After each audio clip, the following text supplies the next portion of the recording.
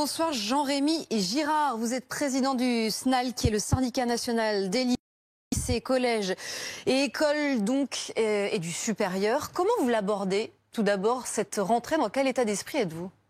Alors, c'est plutôt cette reprise en présentiel, puisqu'on est rentré déjà cette semaine, puisqu'on faisait rentrée en des cours à présentiel alors. Voilà, tout à fait. On l'aborde, je pense qu'on l'aborde un peu toutes et tous assez épuisés et un petit peu désabusés aussi. Je crois que tout le monde est plutôt fatigué de cette année scolaire depuis la rentrée de septembre, de ces changements réguliers, voire incessants de protocoles. En éducation physique et sportive, ils doivent en être au 7e. Une semaine c'est dehors, une semaine c'est dedans. Voilà, je crois que tout le monde a vraiment envie que cette année se termine. Il y a encore des choses compliquées, il y a encore les examens, il n'y a toujours pas la vaccination, il y a plus de tests, les modalités d'organisation sont quand même plus que bizarres. Voilà, il va falloir que ça s'arrête à un moment. Donc vous êtes fatigué et vous n'êtes pas non plus rassuré, c'est ça ? On n'est pas rassuré puisque on nous fait notamment lanterner la vaccination pour les personnels de l'éducation nationale depuis plusieurs mois. Je ne sais pas si on s'en souvient, mais Jean-Michel Blanquer avait parlé de mars. Emmanuel Macron avait dit qu'il y aurait une stratégie spécifique à partir de la mi ou de la fin avril. On est le 2 mai et Jean-Michel Blanquer déclare qu'on sera vacciné avant la fin de l'année scolaire. C'est-à-dire que globalement, on aura peut-être la première dose pour les vacances, ce qui est quand même parfaitement stupide en termes de stratégie globale. C'est un des exemples qui montre que l'éducation nationale a probablement pas été traitée d'une façon très sympathique, on va dire, par le gouvernement. Le protocole sanitaire qui sera en place pour cette rentrée en présentiel à partir de demain, il n'a pas changé en fait. Un cas, une classe fermée.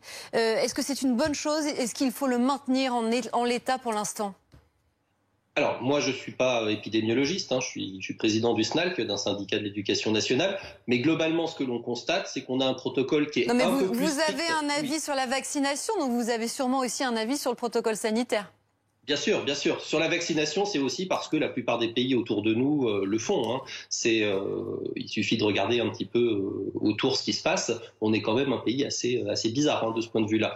Sur le protocole, on a un protocole qui est un peu plus strict que ce qu'on avait jusqu'à présent, notamment, comme vous l'avez très bien dit, la fermeture au premier cas dans toutes les classes, que ce soit école, collège et lycée. Ça, c'est quelque chose de plus sérieux que ce qu'on a pu avoir par le passé, où on était généralement sur 3 cas. De même, la mise en place des demi-jauges dans tous les lycées et dans une petite partie des collèges, en 4e et 3e, dans 15 départements, c'est quelque chose que le SNALC avait même proposé au ministère l'an dernier, quand on préparait la reprise de septembre. C'est une mesure qui nous semblait utile pour continuer à faire cours en présence, tout en essayant d'avoir le plus de sécurité sur le plan sanitaire.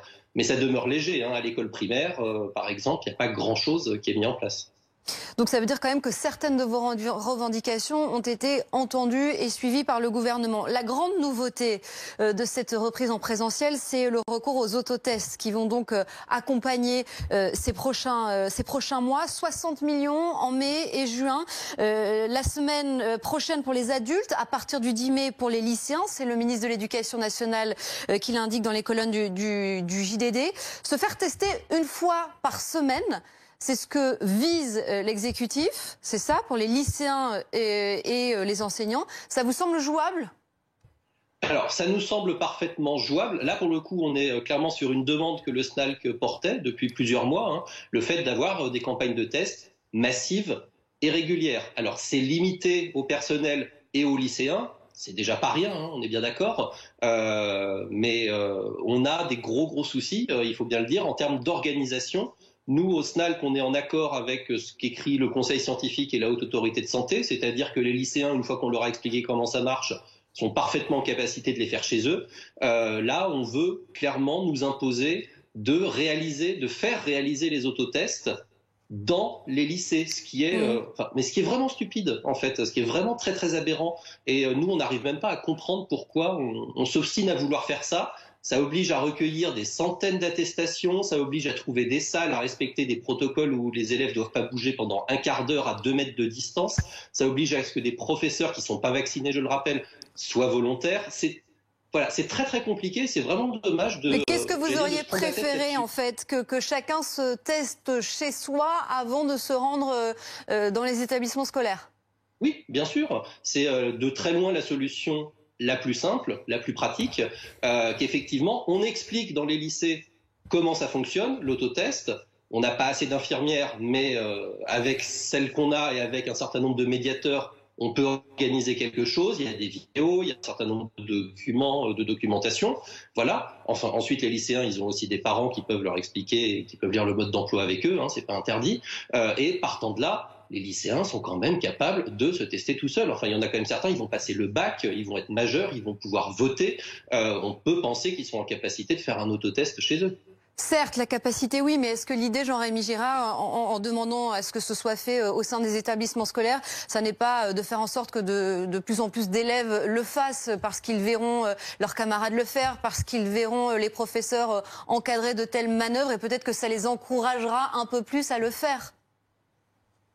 Ça m'étonnerait parce qu'on ne va pas les faire par paquet de 100, hein, de toute façon, les autotests dans les lycées. Je ne sais pas du tout comment ça va s'organiser. La plupart des chefs d'établissement sont tout à fait dans l'expectative et sont en train de se demander comment ça peut bien fonctionner. Il faut se souvenir aussi que les lycées professionnels, la plupart des lycéens vont être de toute façon en stage pendant le mois de juin, donc ils ne seront pas dans les lycées, qu'il va y avoir les examens qui vont arriver. Je crois qu'il faut plutôt prendre l'habitude de faire des autotests régulièrement chez soi. Moi, je vais en recevoir, j'espère demain, peut-être la semaine prochaine s'ils arrivent en retard, et je les ferai avec régularité. Je pense que c'est au contraire une bonne habitude à prendre, y compris pour nos lycéens. Et nous, on demande au SNAL qu'est-ce que ça puisse être étendu aux collégiens et même à l'école primaire, parce que je rappelle qu'en collège, il y a quasiment pas de tests qui sont effectués. Les tests salivaires, c'est essentiellement, quasi exclusivement à l'école primaire. Au collège, il n'y a pas de tests salivaires, il y en aura peut-être un peu. Il n'y a pas d'autotest. Il reste quoi? Les tests nasopharyngés qui sont globalement refusés par 80%, voire plus, de nos collégiens. Merci beaucoup Jean-Rémy Girard d'avoir été avec nous dans Week-end Direct et bonne rentrée à vous. Tout de même, même si donc, vous nous disiez que vous êtes fatigué et pas vraiment rassuré.